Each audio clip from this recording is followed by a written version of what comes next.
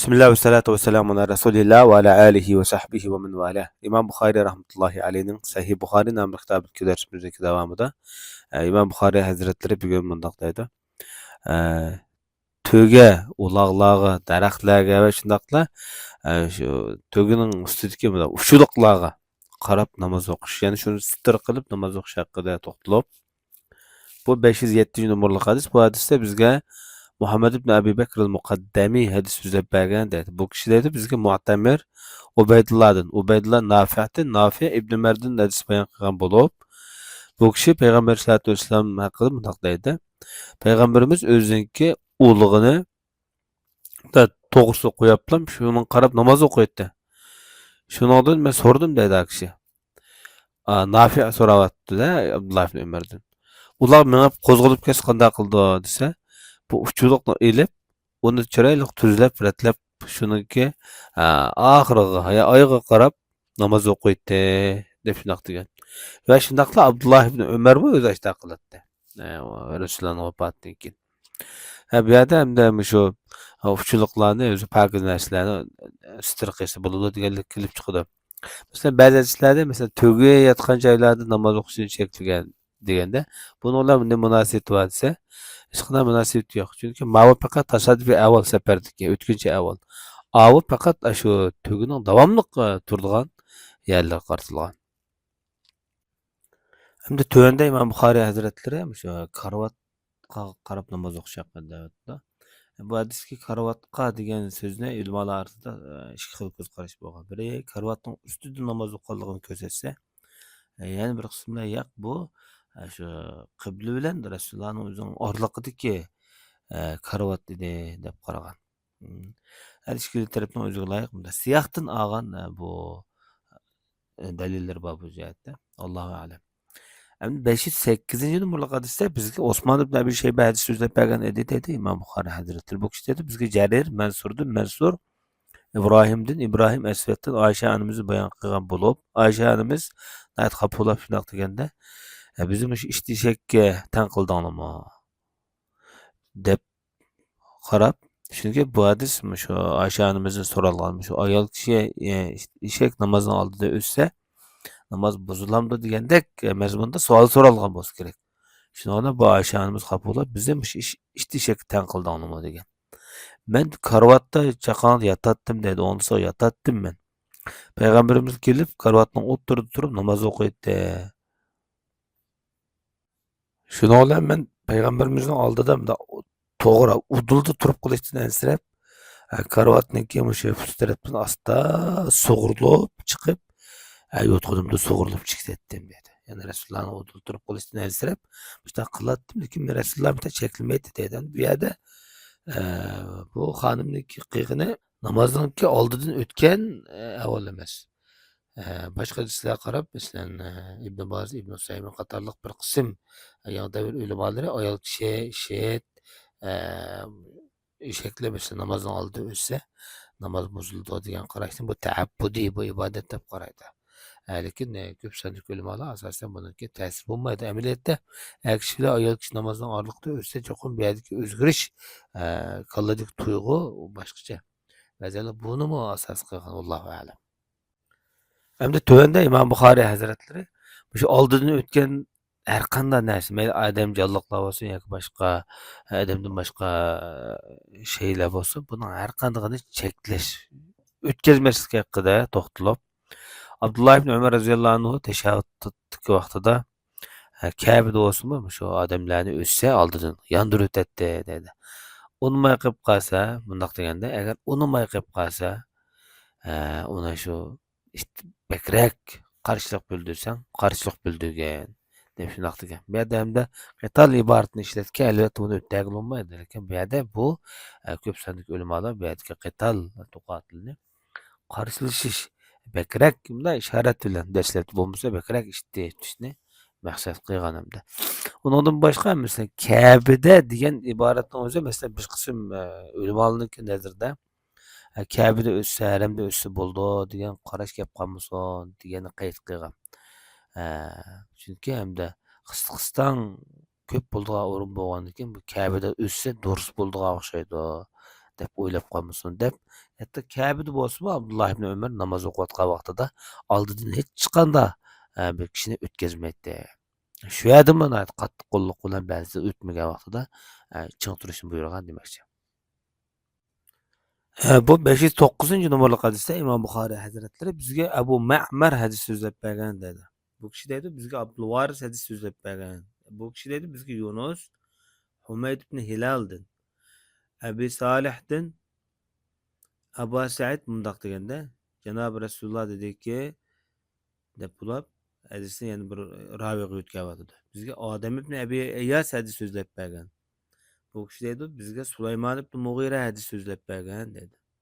Bu kishi deydi bizga Humayd ibn Hilal al-Adavi hadis so'zlab bergan dedi. Va deydiki bu kishi bizga Abu Salih Samman hadis so'zlab bergan deb bulib yuqoridagi raviylarni masalan ikki xil yo'ldan kelgan, ikki xil yo'ldan kelganlarning ichida faqat mushada Humayd ibn Hilal bilan Sulaymon ibn Mughiraning tarjimali o'tmagan. Qolganlarning hammasi tarjimali o'tgan. Endi Humayd ibn Hilalga kelsak, bu kishi Humayd ibn Hilal ibn Hubayra ismi bilan mashhur. Kunyasi Abu Nasr al-Adavi deyildi. Basrda tug'an, ayni vaqtdagi mashhur muhaddislarning biri. Ishonchli olim deb ta'riflangan. Öz zamanısında hem de elimde şu özüge mış kişi getiren kişi yok deb ta'riflangan. Öz zamanındaki büyükleriniki biri. Bu kishininki hem de ustozlarga kelsak, mesela Enes ibn Malik, Abu Barda ibn Abi Musa al-Ash'ari qatorliq mesela kishilar bu kishininki ustozi bo'ldi.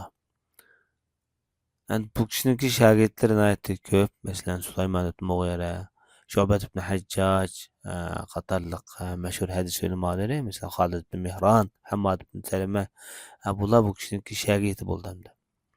Hamda hadis ilmi qo'shgan tuhflar qatorida mesela Sahih Muslimda 23, Sahih Buxoriyda 19, Abu Dawudda 17, Nasai'da 17, Tirmizida 3 hadis borligi bu kishininki xotirlangan.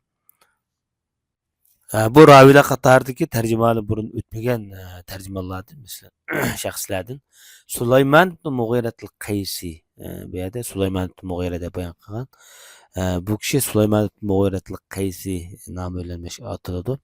Basrning ayni vaqtdagi eng chong jamoat arboblarininki biri, shu davrdagi eng yaxshi deb qaralgan kishilarniki bir qatorli kishi. Basrda uni yaxshi deb ko'mdim degan ba'zilar shu odam qarab. Hamda hadis ilmida hamda bu kishiga berilgan baholar jihatda Imom Ahmadlar mazmut sabit adam desa Ibn Ma'in ishonchlik odam degan. Ibn Sa'idlar ishonchlik odam degan. Demak, ko'plagan hadis olimlari bu kishiga ishonchlik degan nomlarni bergan.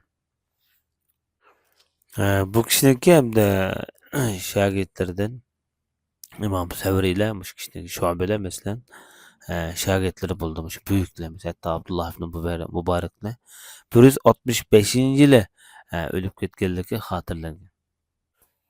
Bu kişiler de hadis ilmi qo'shgan tuhflar qatorida mesela İmam Buxoriy Hazretlerining Sahih Buxoriyda mushu bir dona hadisi bayon qilib o'tgan. Ondan başqa mesela Sahih Muslimda 42 dona, Abu Davudda 16 dona, Nasai'da 8 tane, Tirmizi'de 3 tane hadis bayon qilinib o'tganmish kishining nomida. Demak, bu ayni vaqtdagi danglik muhaddislarniki biri. Bayotiga tarjimali o'tgan mesela Humayd ibn Hilal degan kishi bu kishiniki ustozi bo'ladi. Shu orliqda hamda Abu Salih as-Samman orliqda aytadi.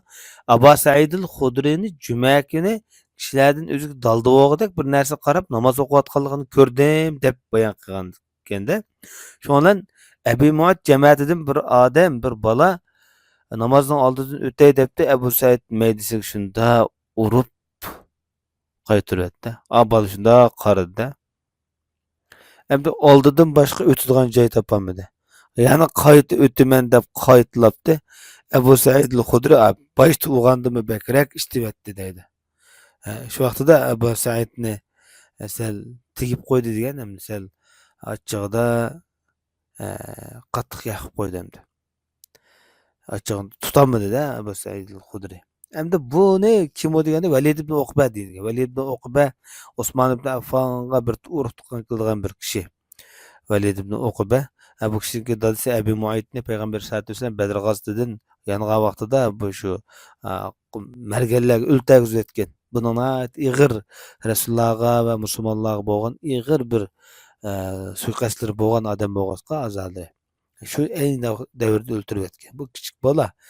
Keyingi davrda bu makfatesida bu shu Rasululloh o'ltirib etgan bu danglik kafirning o'g'li Valid musulmon bo'lgan. Balkim ashuna munosabatli gaplarni qilgan bo'lishi mumkin vallohu alam. Şoňla bu Abu Said näet qattyk bununla tegip ketdilagandan keyin Marwanning qyshygy kirgen. Endi bu ýerdiki bu Abu Muayt cemaatinden bu Uqbada, Uqba ibn Abi Muayt aslida öldürilgende bu şu oğlu hamda Velid Marwanning qyshygy kiripdi.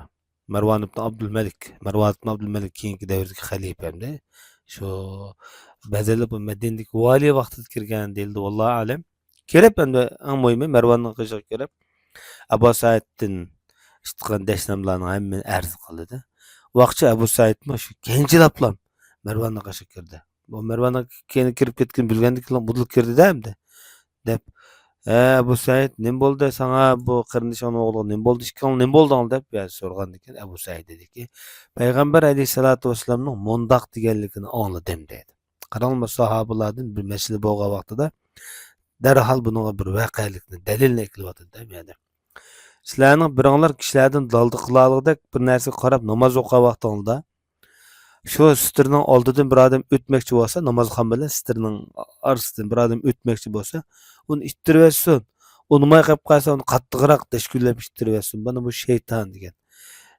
Peygamberimiz müşta digen dep bu hadisde derhal bu ýerde padşahynynki aldyga goýap atdy. Bu hadisde şunu bilip alýarmyz ki, meselen bir ýerde öldürülsün diyen ibaretli Abu Said el-Hudri özünki ameli hareketi bilen ifade etgen. Yani o bolsunmy ittirip etken, bekrek unmagan wagtda qattyk ittirip etkende, mana bu ýerde qitalny bu ýerde daf'i, yani ittiriş mänisinde işletilgen. Elbette hem yani bir nokta mesela bir ýerde şeytan diýişde rasatçı şeytan bolsa ýa-da emes. Bir ýerde şeytan kelimesi cillaga menen hakyky mäňde işletilgende mesela insanlara mecazi köç mäňde işletildi. Yani kılmışları bu şeytandan kılmışlar diýen mäňe bildirdi.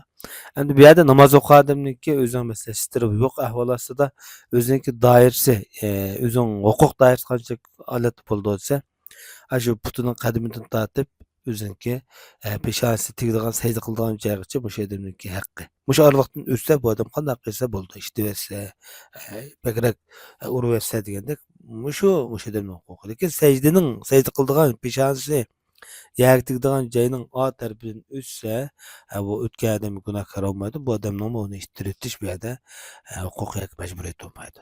Bugünkü dersimizde bir şey bolýar. Sallallahu aleyhi ve sellem Muhammed ve ala alihi ve sahbihi ecmaîn.